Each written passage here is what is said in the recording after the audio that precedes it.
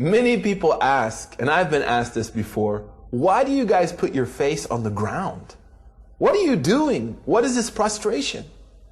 You know, this prostration, or sujood in the Arabic language, is not something new.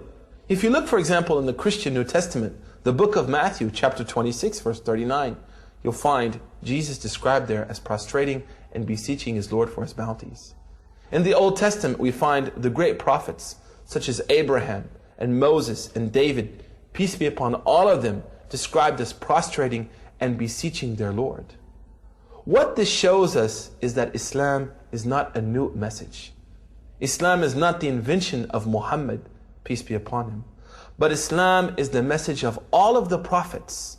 And the prophecy of Muhammad is the culmination of that prophetic message. It represents the zenith of the prophetic message to humanity. Now, what I would like you to do is try to imagine a way that you would show your submission to God. What would you do? What act would you exhibit if you wanted to show your submission to God? Is there any greater act than the act of prostration? I challenge you to prostrate to your Creator. Malcolm X, a famous convert to Islam, said the most difficult thing he had to do when he became a Muslim was to destroy the arrogance in his soul and prostrate to his Lord. And he said the reason that it was difficult was not because of his arrogance, but he knew that once he prostrated to his Lord and he tasted the sweetness of that prostration and submission, he would never prostrate to anything else again.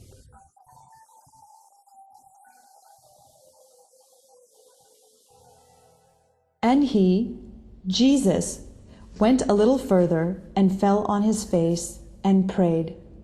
The Bible, Matthew 26:39. Allahu Akbar, Allahu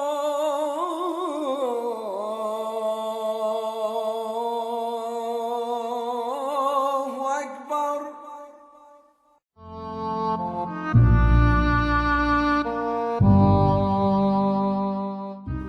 A Muslim is supposed to pay a financial obligation called zakah. All Muslims should spend 2.5% of their cash savings that were unused for a whole year on the poor, the needy, the homeless, and the orphans. In the early ages, zakah played a major role in freeing slaves. Muslims used it to buy slaves and free them on the spot. 5 to 10% of any agricultural income. 5% is the percentage applied on those who have irrigation systems. 10% is the percentage applied on those who have no irrigation systems, but they depend on rain because they don't have much costs coming out of their pockets. 20% of any extracted resources or minerals, like petroleum, which means that governments, before they go buy arms and weapons for their armies, according to this ritual, they should spend at least 20% of their resources on the poor, the needy, the hungry people, and the homeless. And guess what? This is not a charity. Zakah is the right of the poor on the rich. Muslims do spend in charity, which what they spend in addition to the zakah. One of the traditions of Prophet Muhammad, peace be upon him, is spend with your right hand what your left hand doesn't know, which means without showing off. Do it with sincerity.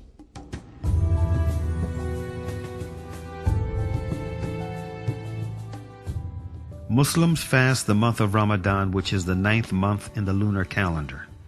In Ramadan, Muslims do not eat, drink, nor engage in any sexual activity from dawn till sunset. At dawn, one controls himself from approaching the lawful, eating, drinking, or any sexual activity with his wife. At sunset, he can practice any of that again. And this happens 30 times. At dawn, one controls himself. By sunset, he can practice any of that again. And next day, control. Practice, control, practice. Do you see what I'm doing? Looks like a workout. After 30 days, one becomes behind the wheel, driving this body, not his body driving him. He becomes in control of his stomach and his sexual organs.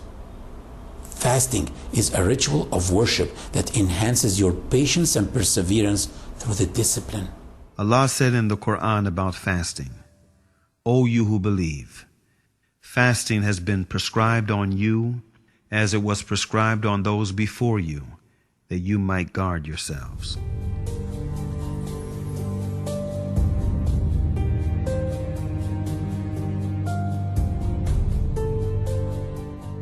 Hajj, or pilgrimage, is an obligation once in a lifetime only on those who are financially and physically able. It shows the universality of this religion. Last year, I did pilgrimage with 2.5 million Muslims. We were all moving together from one place to the other, eating together, worshiping together, praying together, and wearing the same simple clothes together. Anyone besides you can be a millionaire, an owner of a chain of restaurants in his country, or a very poor person. Nobody knows, simply because we are all the same. Hajj has changed the lives of so many people, like Malcolm X, who struggled for the rights of blacks in the United States and suffered from discrimination and racism, which in turn led him to have a negative perception of white people.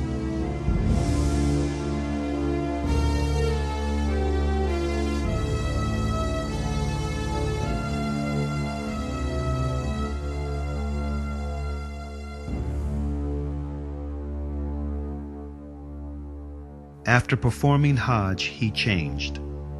He wrote a letter to his loyal assistants in his newly formed Muslim mosque in Harlem, asking them to duplicate it and distribute it to the press. He wrote, "In pilgrimage, during the past 11 days here in the Muslim world, I have eaten from the same plate and drank from the same glass with fellow Muslims whose skin is the whitest of white, their eyes are the bluest of blue, their hair is the blondest of blonde, and in their actions, and in their words, and in their deeds, I felt the same sincerity of the black people of Nigeria, Sudan, and Ghana."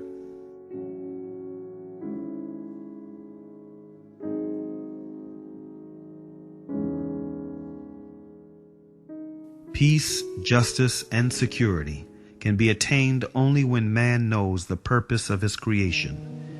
That purpose is to turn to one's Creator, to turn to the one and only God, Allah.